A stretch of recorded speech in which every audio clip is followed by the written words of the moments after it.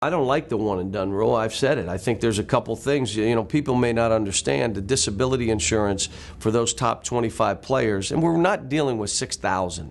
It's 20 players.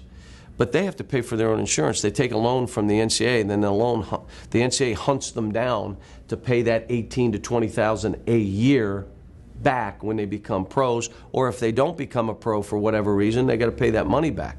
The NCAA or the schools should take care of that. We should encourage kids, you stay in school, we'll cover your insurance. Their families, against that insurance policy, should be able to get a hardship loan. Why let all these other people involved in the business of this family? Let them get their own loan. In a year, their son's going to be, or 2 years, a multimillionaire. They can't get a loan against that. Any bank in the country would loan them money. Third thing, why wouldn't the NBA, if a young man stays more than 2 years, take a year off his rookie contract? So now instead of having 4 years, he's got 3 years.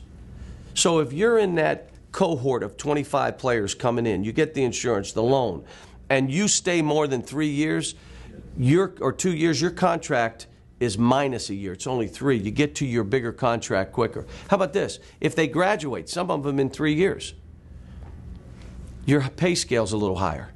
So we can do things if we all come together and make it about the kids. Not, that's my story and I'm sticking with it, you better stay, or, and I think David Stern said it best. They made the rule for the NBA.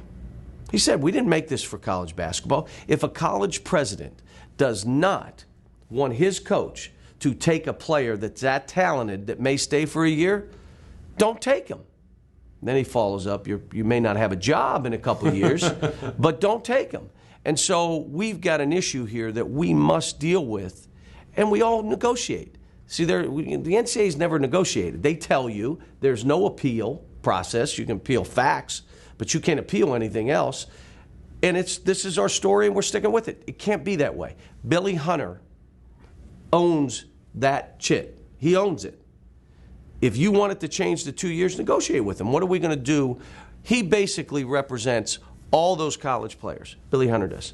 So that's who you have to deal with. The other side of it is Mr. Stern's legacy may be we're willing to do something to keep these kids in school longer because it's better for the NBA to have a more seasoned player if he's willing to stay and if he chooses to.